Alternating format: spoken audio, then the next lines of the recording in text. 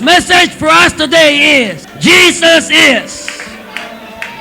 Jesus is.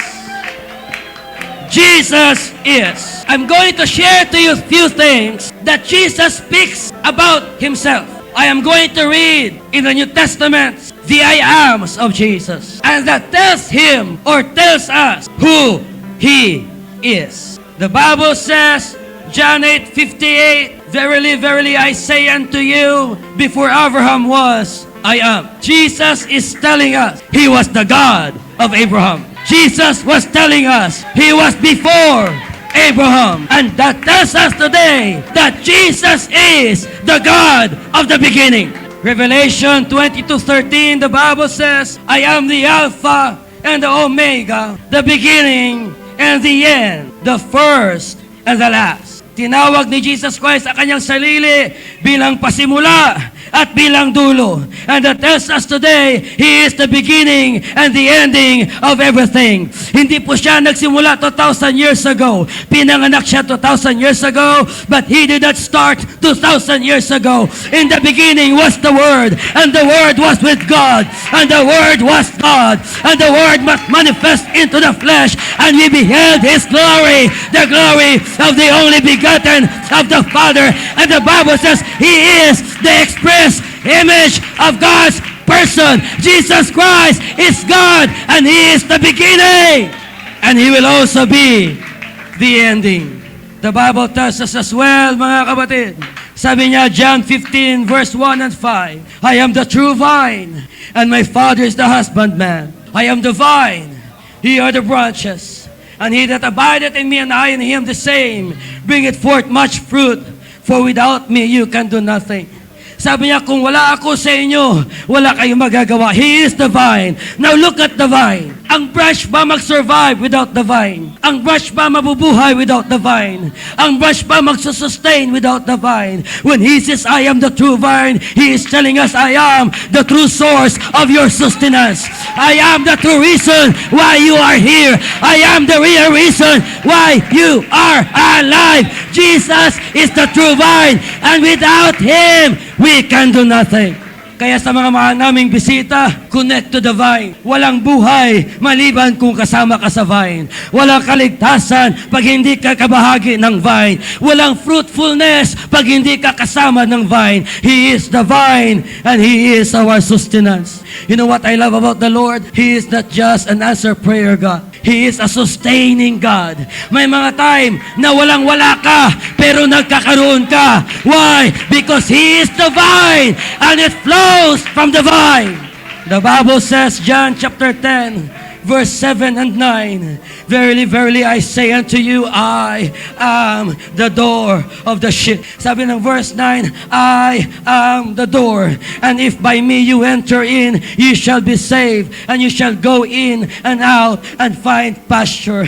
Jesus Christ is telling us He is the door. What is the door? The door is the entrance to the house, but the door is the center point of the protection of the house. The moment the house is broken, the house will not be safe. The moment the door is broken, the door will not be safe. And what is Jesus telling us? I am the door. Brother Jess, He is the door. He holds the protection to your house. He holds the protection to your life. He holds the protection to your being. Satan will try to destroy your house, but he needs to go through the door.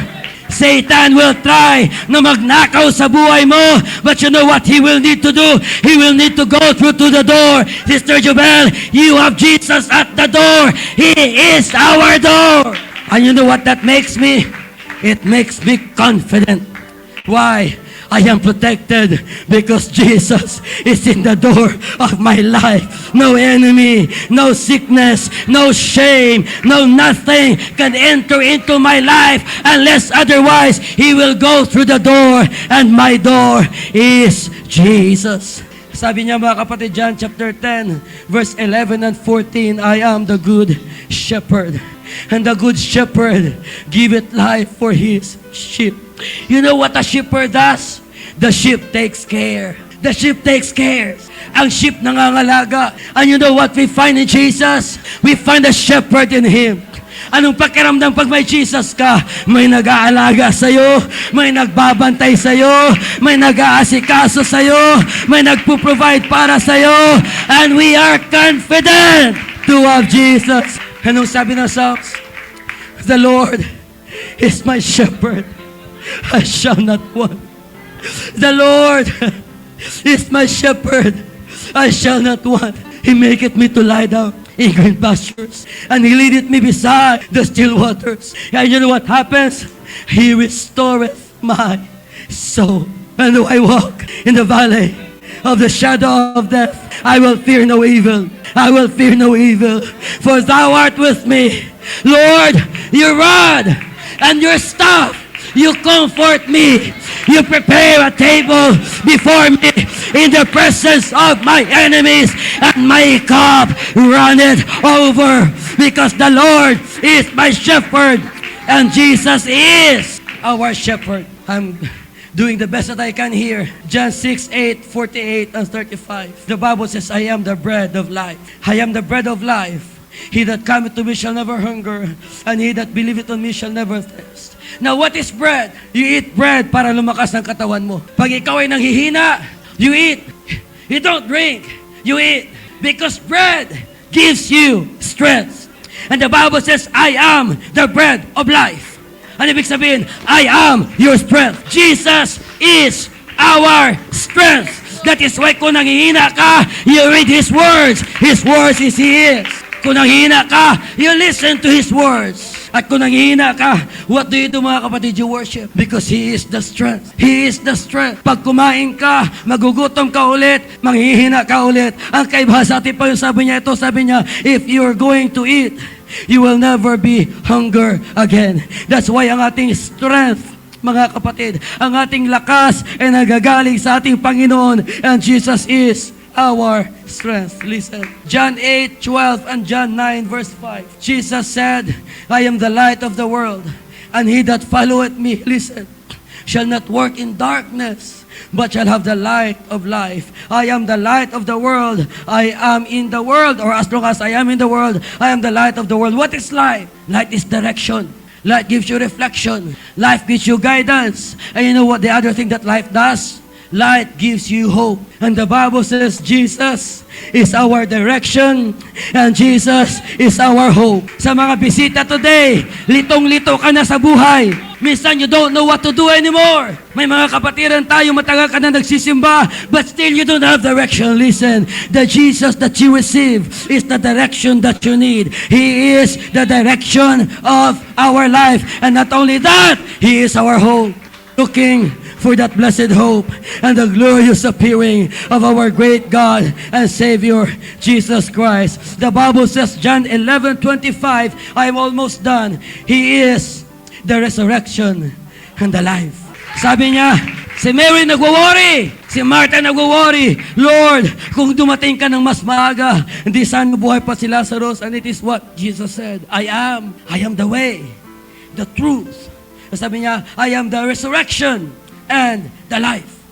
He that believeth in me, though he were dead, yet he shall live. Imagine kung anong klaseng Jesus meron tayo. He is the resurrection. Literal niyang kayang buhayin ang taong patay. And you know what's another hope?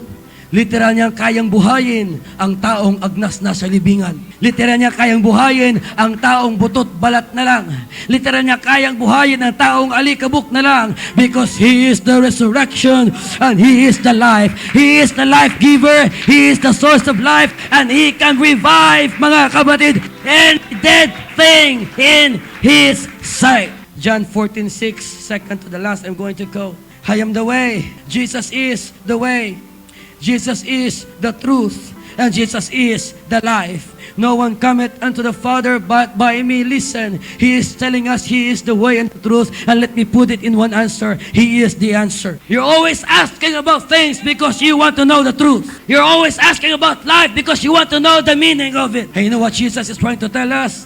If you found me, you found the answer. If you find me, you found the direction. If you found me, you find what's lacking, because Jesus is the answer. Last, before we end, 7:37 and 38 of the book of John. In the last days, the great day of the feast, Jesus stood and cried, "If any man thirst, let him come to me and drink. And he that believeth on me, as the scripture has said, out of his belly shall flow out rivers of living water." Now listen, you know what water does that food cannot do? Kahit gaano kasarap ng pagkain mo, pagdating mo sa dulo, ano hahanapin mo? You know what the food does that water does that food cannot do? It can satisfy you. It can satisfy you. There is something about water. Uminom ka ng Coke, after nyan, iinom ka ng tubig. Uminom ka ng kape, after nyan, uminom ka ng tubig. Uminom ka ng bubble, ng baby, kwan dyan sa baba. After nyan, sugar baby, iinom ka ng tubig. Kumain ka sa masarap na kainan, after nyan, iinom ka ng tubig. Why? Ang stomach natin walang satisfaction, but there's something about water na pag nasya na, ininom mo sa dulo, you will be satisfied. Jesus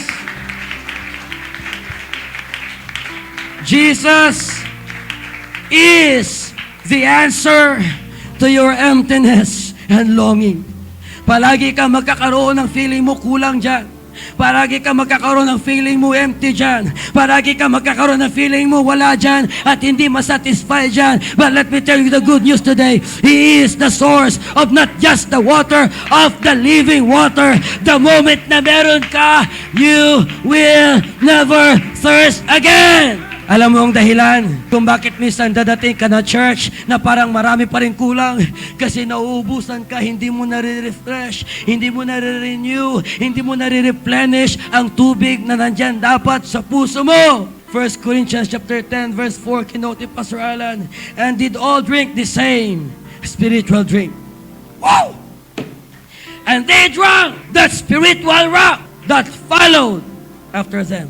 And that rock was Christ. Alam mo ibig sabihin?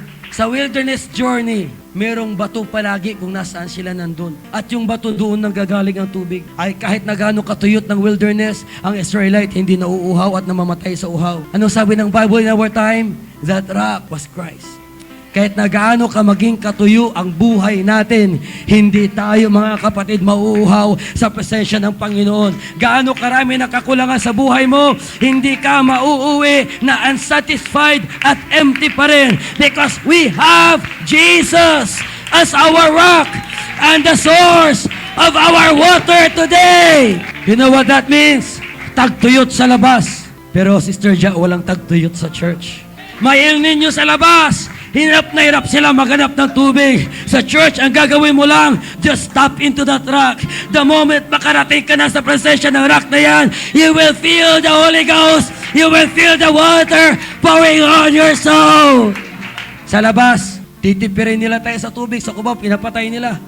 Dito walang patay-patay ang tubig. Ano ibig sabihin? Sa mga mahal naming bisita, drink from that water today. Drink from that rock. Sa mga minahal kong kapatiran, we have another week to go. Huwag tayong magkulang ng pag-inom today. Let us just enjoy the presence of the Lord. Can we just do that? Amen. Tutugtog sila maya-maya. Can we just all worship the Lord and begin to drink of the spiritual rock, which is Jesus. Come on. Come on. Come on. Reach out. Reach out to that rock. Reach out to that rock. Jesus is the bread. Jesus is the light. Jesus is the answer. Jesus is the door. Jesus is the rock.